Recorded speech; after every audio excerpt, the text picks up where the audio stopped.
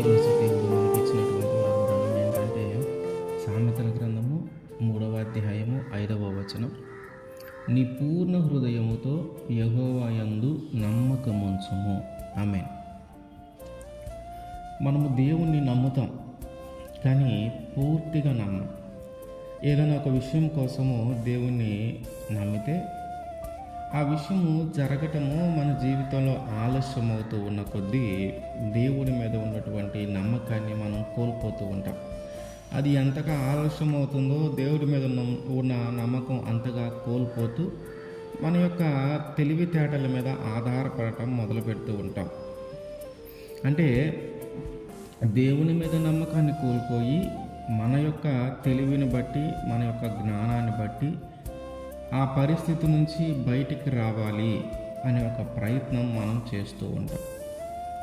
మన పూర్ణ మనస్సుతో మనము దేవుని నమ్మటం అంటే అది ఆలస్యమైనను, దేవుని యొక్క సహాయం అందటము ఆలస్యమైనను, మనము అడిగినది దేవుడు జరిగించటం ఆలస్యమైనను, మనం ఏ విషయం మీద అయితే దేవుని మీద నమ్మకం పెట్టుకొని ఉన్నామో ఆ నమ్మకము కోల్పోయే పరిస్థితి మన జీవితంలోకి వచ్చినా కూడా మనము నమ్మకం కోల్పోకుండా దేవుని మీదనే ఇంకా నమ్మకం కలిగి ఉండాలి.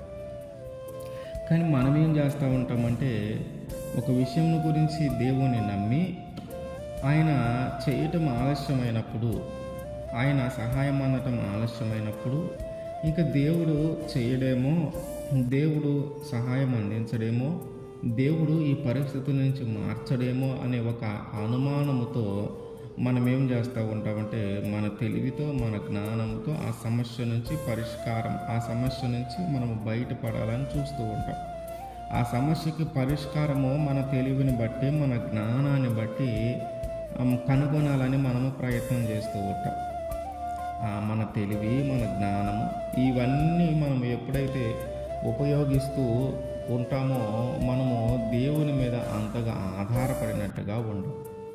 ఒక విషయమును గురించి దేవుడి దగ్గర ప్రస్తావించిన తర్వాత, ఒక విషయమును గురించి దేవుని దగ్గర అడిగిన తర్వాత అది ఆయనే చేస్తాడు, ఆయన మాత్రమే చేయగలే నమ్మకం నీలో ఉండి ఆ నమ్మకము కోల్పోయే పరిస్థితి వచ్చినప్పుడు, అది జరగటం ఆలస్యమైనప్పుడు ఆ నమ్మకాన్ని కోల్పోతూ మళ్ళీ మన తెలివితేటల మీద ఆధారపడుతూ ఉంటాం.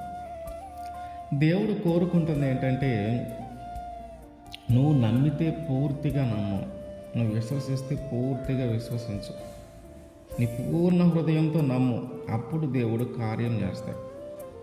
సౌలు బలి అర్పించడానికి సమయంలో రావటానికి లేట్ అవుతుంది, అప్పుడు దాకా ఎదురు చూడు అంటే సౌలు మొదట నమ్మకంగానే ఉన్నాడు, కానీ సమయాలు రావటం ఆలస్యం అవుతా ఉంది, అనుకున్న సమయానికి రావటం. ఒక పక్కేమో యుద్ధము సిద్ధమై ఉంది, బయట ఉన్నటువంటి శత్రువులందరినీ చూసి లోపల ఉన్నటువంటి ఈ ప్రజలు, సౌలు దగ్గర ఉన్నటువంటి ప్రజలందరూ కూడా భయముతో ఎటులటు చెదరిపోతూ ఉన్నారు. అంటే రాజు దగ్గర ఎవరు ఉండటానికి ఇష్టపడట్లేదు, అంటే ఆ యుద్ధం చేయడానికి ఇష్టపడట్లేదు, ఎందుకంటే ఆ యుద్ధంలో ఖచ్చితంగా ఓడిపోతామని ప్రజల్లో ఒక అభిప్రాయం ఏర్పడిపోయింది. ఈ ప్రజలందరూ చెదరిపోవటము, తన దగ్గర నుంచి దూరంగా వెళ్ళిపోవటము చూసి ఒక పక్కేమో సమయాలు రావటం ఆలస్యం అవుతూ ఉంది, ఏం చేయాలో అర్థం కావట్లా, భయం కలుగుతూ ఉంది, ఈ పరిస్థితి నుంచి ఎలా బయటపడాలి అని ఆలోచన చేస్తూనే ఉన్నాడు. కానీ దేవుని సహాయం అందటం ఆలస్యం అవుతుంది, అంటే సమయంలో రావటం ఆలస్యం అవుతుంది. ఇటు పక్కేమో జనాలు వెళ్ళిపోతూ ఉన్నారు. దీనిని బట్టి ఆయన ఏం చేశాడంటే యాజకుడు చేయాల్సిన పని, అంటే సమయాలు చేయవలసినటువంటి పనిని ఈయనే సౌలే దానిని చేయటానికి సిద్ధపడ్డాడు. కారణం ఏంటంటే ఆలస్యం అవుతూ ఉంది దేవుని యొక్క సహాయము అని. తను అనుకున్నది జరగట్లేదు, తనకి సహాయం అందలేదు, పరిస్థితులు మారిపోయినాయి, ప్రజలందరూ ఎటు పడితే అటు వెళ్ళిపోతూ ఉన్నారు. ఇంక ఇటువంటి సమయంలో తన తెలివిని, తన జ్ఞానాన్ని ఉపయోగించి, తన అధికారాన్ని ఉపయోగించి సమూయేలు చేయవలసిన పనిని కూడా సౌలే చేసేసాడు.